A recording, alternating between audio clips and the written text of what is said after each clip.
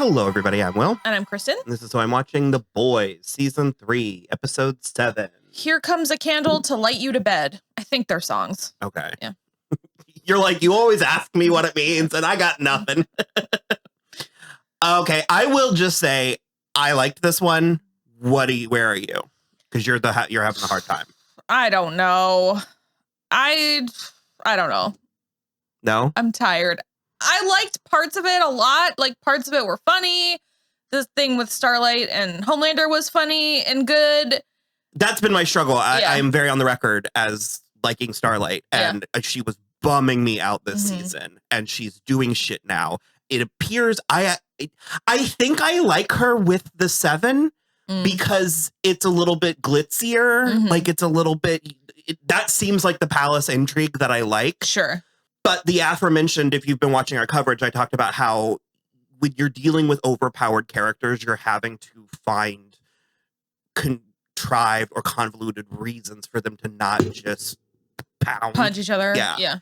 And so I think it ends up neutering her.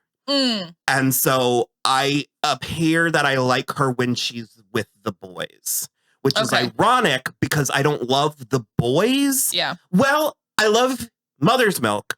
At this point, I love Mother's Milk. Yeah. Huey feels salvageable. Yeah, I agree. This is the first episode so far where he's felt salvageable. I think this was way too late to be doing this work with Butcher.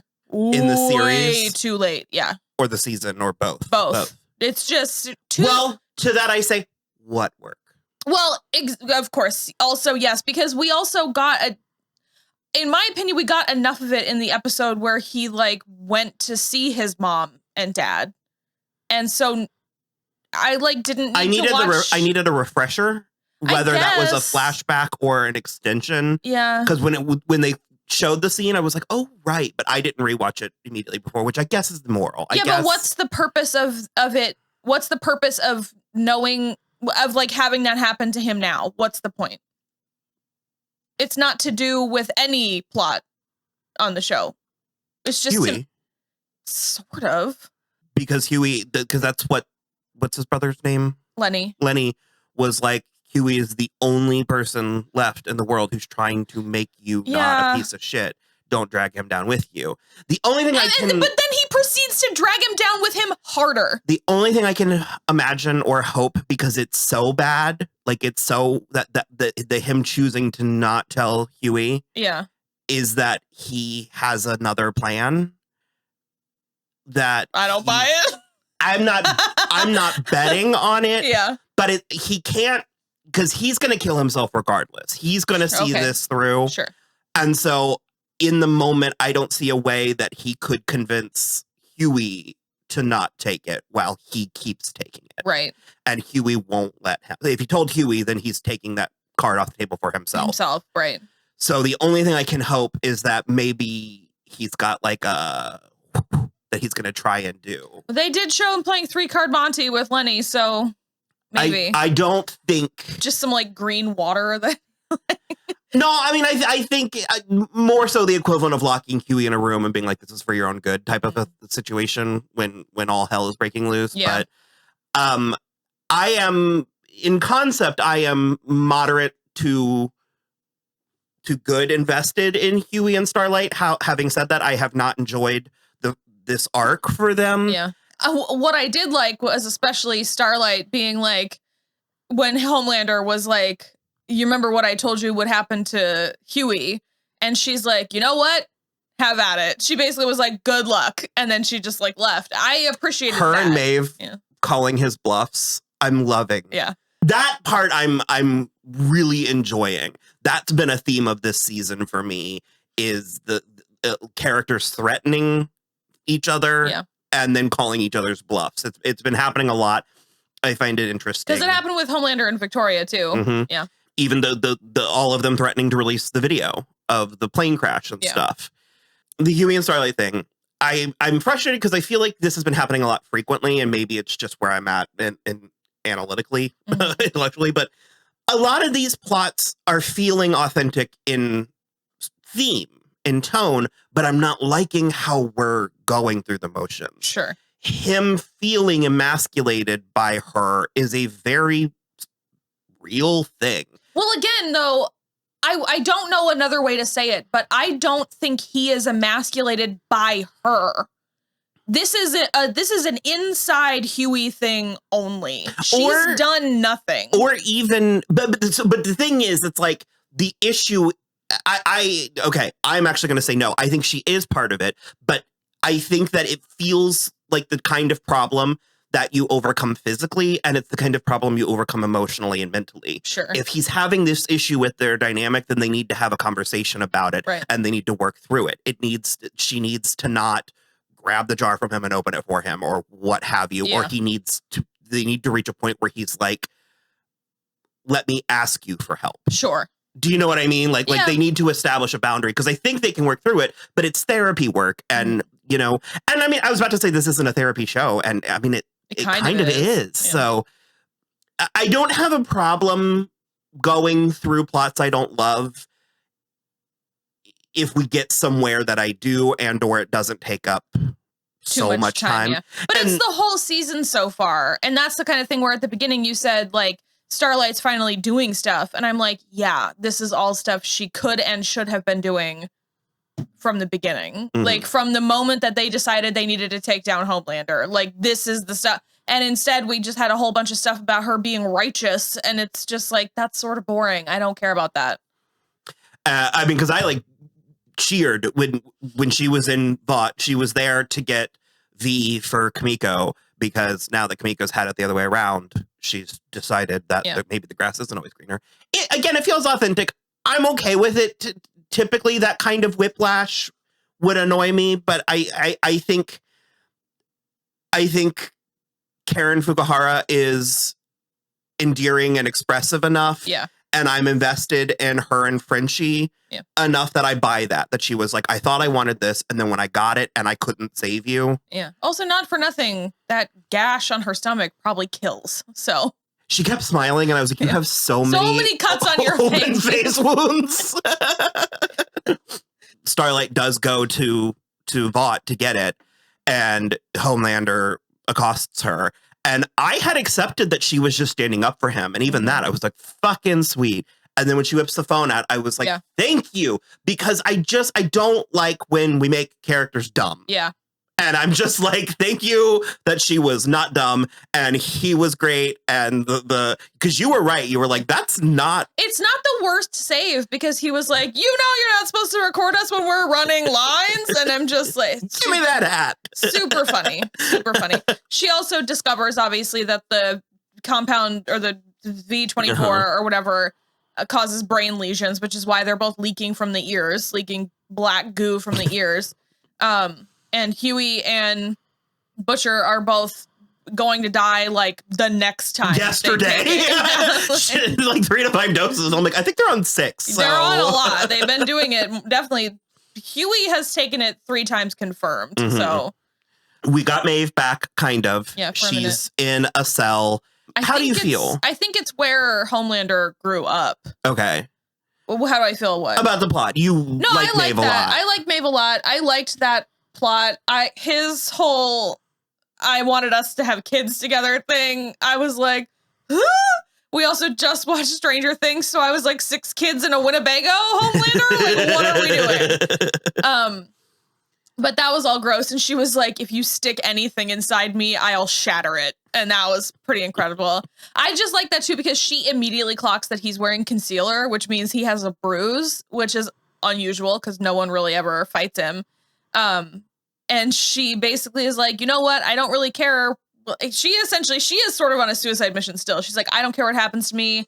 This is still a top 3 day of my life because you're scared. Mm-hmm. I can see that you're scared.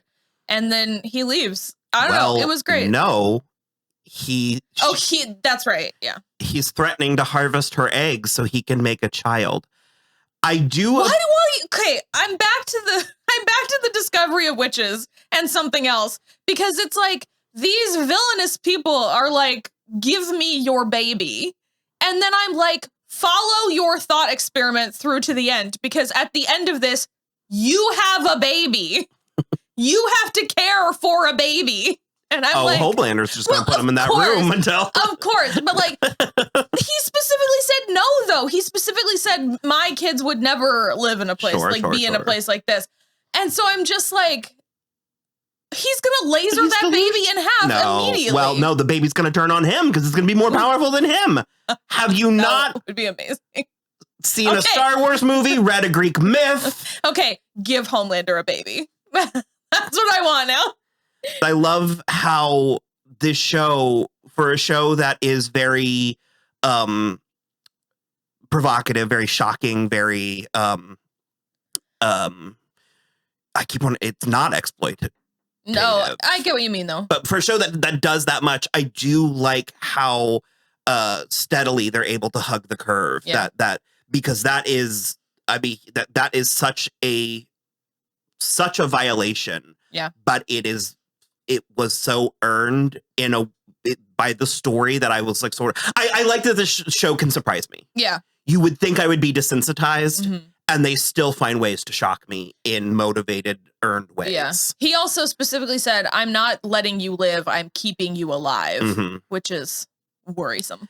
Mother's Milk was and continues to be one of my favorite characters.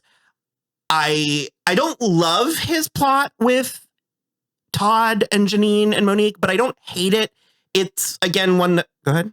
My issue is, again, Monique.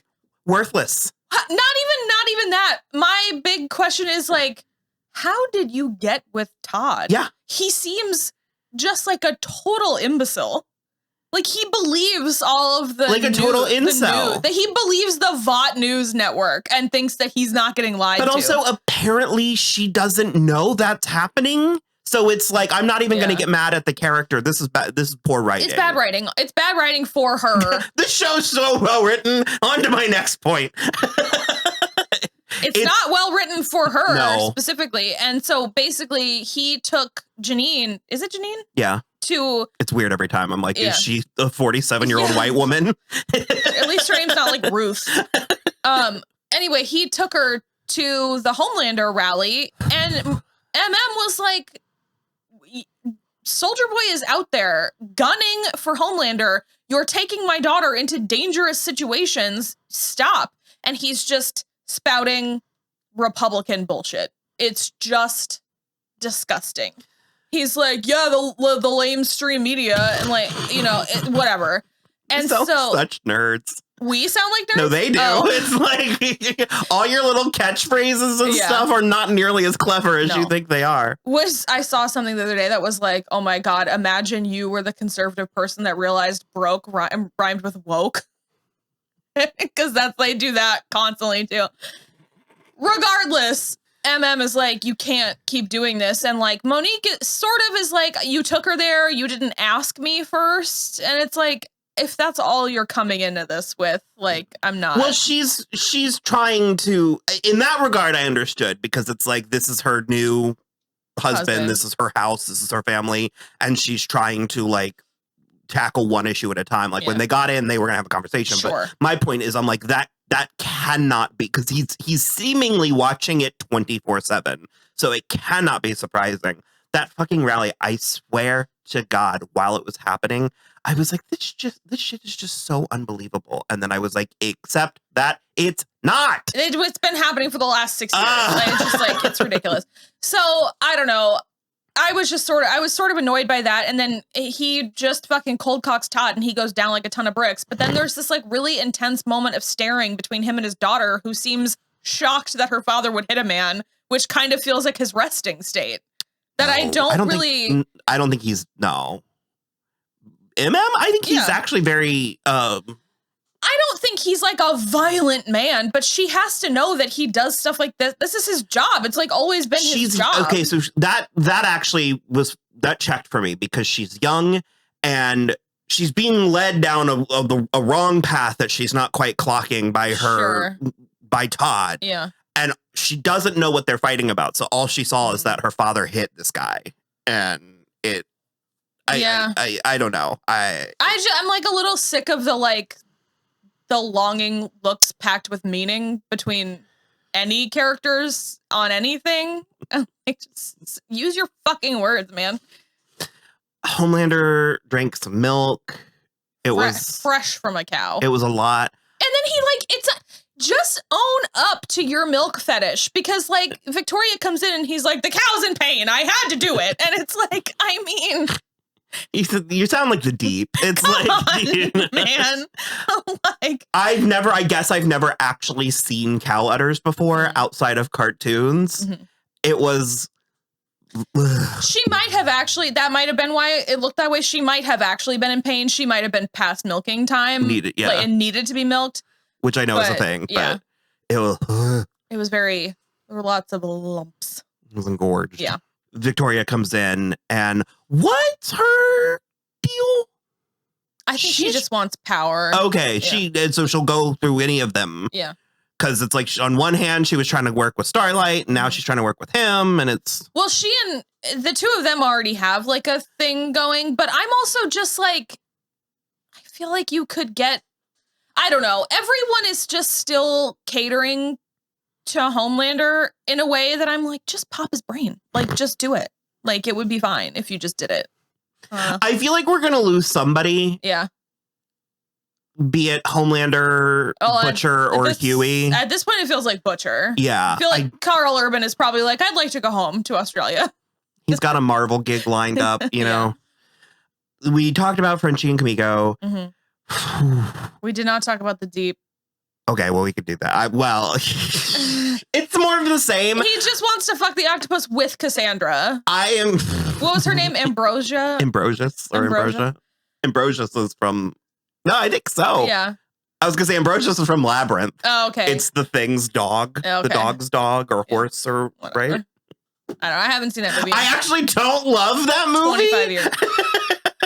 I mean, I'm fond of it in the way that fantasy millennials, Muppets, Jennifer Connelly, David Bowie, but I find, considering how much I love the Muppets, I find a lot of Jim Henson off-putting. Well, you like the Muppets. I like the Muppets. Yeah. That's a whole different thing. I like Miss Piggy. Yeah. And so they kind of have a big fight. Because she's like, I brought you back. And he's like, I could do it without you, which no. And she keeps calling him Kevin, which Their real names are so funny. I cannot decide how I feel about this Deep plot. Because on one hand, I'm like, fucking seriously? Like it is one note. Yeah. It is one note. And I'm like, we're gonna do this, and B, we're still doing this. Yeah. But then another part of me loves the break that we get. Yeah. And it does feel in character. Oh, yeah. To go, and it's like, really? We're still doing this? Like, I don't know. I am half of one, six a dozen of the other with it. I also think that, like, the octopus thinks that Cassandra's hot, too, and, like, she wants to taste you. her, and, like, the one little tentacle touches her leg, and she's like, nope! I want something from Cassandra. I want her to mean something other than what we've gotten. Right. Because remember early on, I was like, maybe she's going to bypass him and go straight for Homelander. Yeah, I don't know, too. It feels very, like, this... I kind of feel bad for her. She was tenured at Vassar. That's, like, pretty good. She's so young for that, too. I don't know. Yeah. I guess my thing is, like, why did you need to, like, just ask, can I fuck the fish as well? Because I think her biggest issue was that she had to be involved. I think if he was like, sometimes I'm going to need to fuck this octopus, she would have been like, I don't want to talk about it. Less work for me to do. Just fine. It's because Ambrosius wants it, and he's invested in, like, Ambrosius can't just be his side piece. Yeah. So weird. It's so weird. She's a mollusk. She is a mollusk. There was a stunning, breathtaking scene with Ashley and A-Train. Oh my God. Everyone keeps talking about how Antony Starr needs an Emmy. Colby Menefee needs an Emmy. She needs a fucking Emmy for sure. The way that she was telling A-Train what was happening. Yeah. It's like he literally wakes up from this coma or post-op. We didn't actually get confirmation about the heart, but I think post-op. Yeah. And she's like, oh my God, so crazy how, like, you got saved or like Blue Hawk saved your life when Soldier Boy was trying to kill both of you.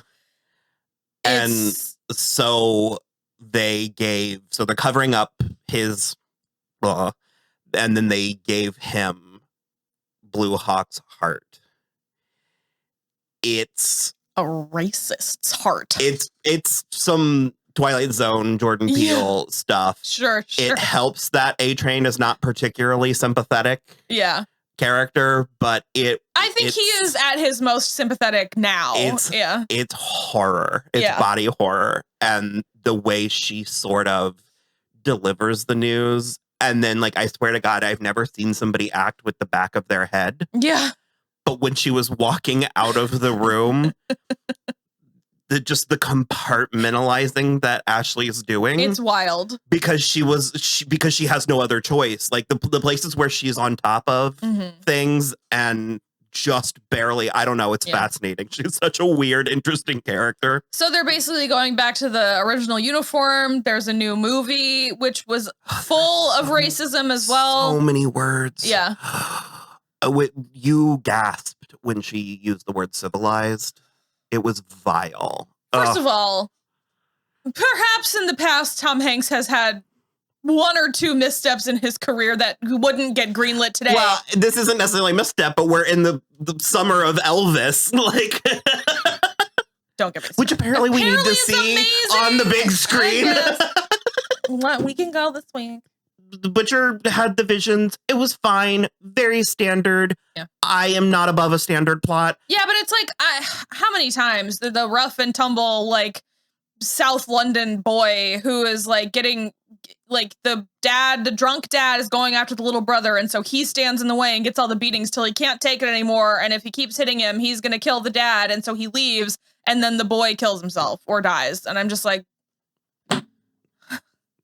dime a dozen. No, I know. It is a pretty standard. I feel like it's constant. Maybe not word for word, but the themes. I'm tired of your man pain. No, it was, and I will go as far as to say it was well done. It was fine. It just,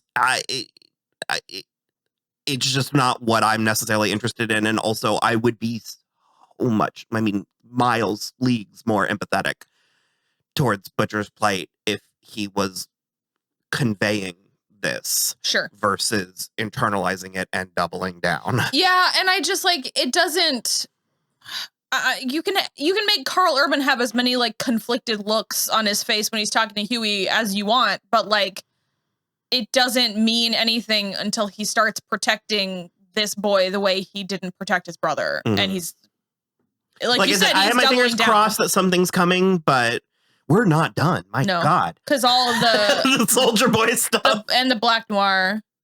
Yeah. Soldier Boy is... I've come around.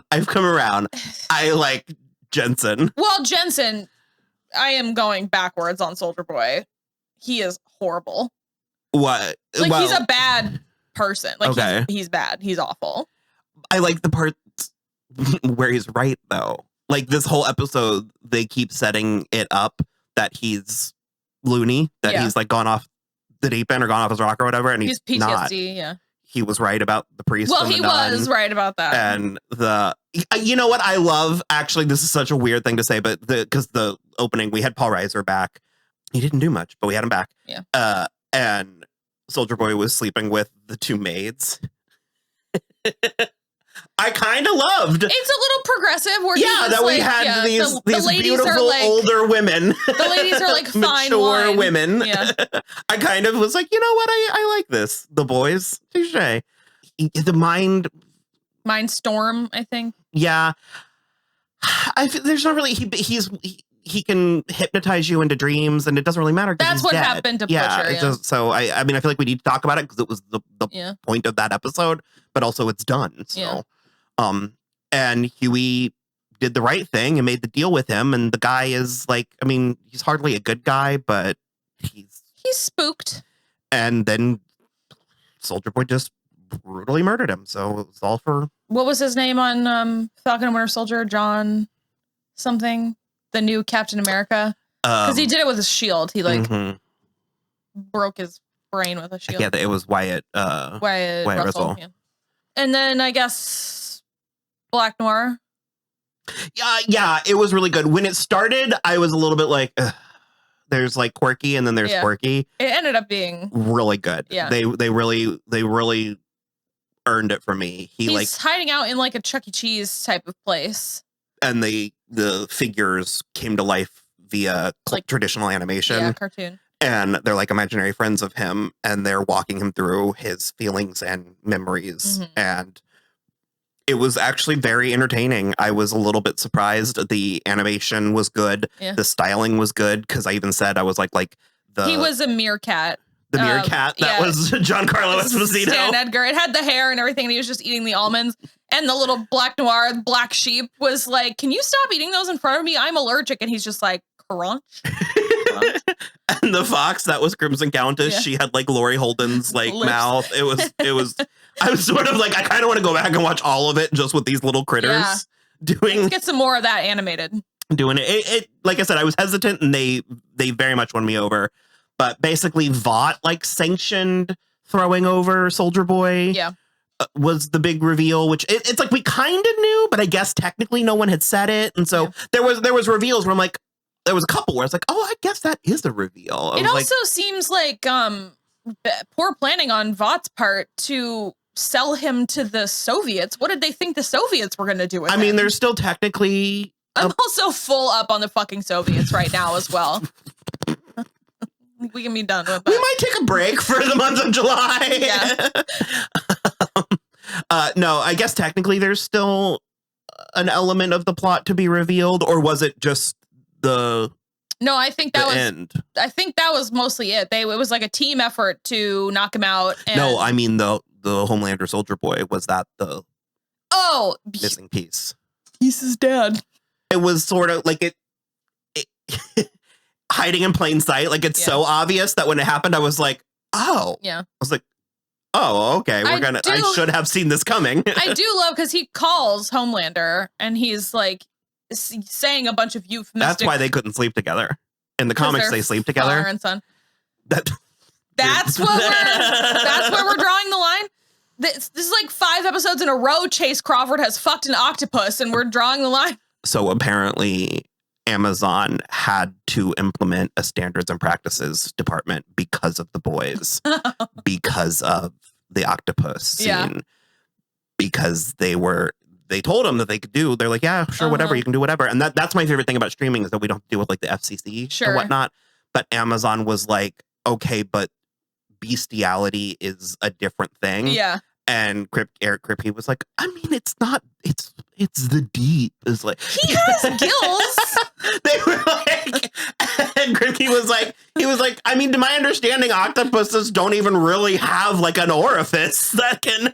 So it's just like sucking. It's not really, at him? well, that's the point. Okay. It's not possible what is being depicted. Okay. It was really funny, but also it gave me anxiety, because I'm like, oh, this is the beginning of the end now, because we're going to have some suit that has to come in and be like, actually. Well, I don't know. Netflix probably has standards and practices. They all, I mean, there's things that aren't done. I want Sodom and Gomorrah, the Wild West, just full Caligula. I don't want that. But yeah, I liked when he was sort of euphemistically just like saying different things, and Homelander was just like, what the fuck are you talking? He was like, I beat my meat into a cup. I don't know why I really liked the delivery of that. I looked up funny. I forgot her name, the penthouse, the playmate. She did not have a bush like a Pomeranian. So just FYI. Yeah. I mean, I guess. I don't know. Take it upon yourself to you be the judge. But yeah, so he is Homelander's dad. He's Homelander's father. There's a difference between father and dad. There's a difference. There is a difference. I must go now.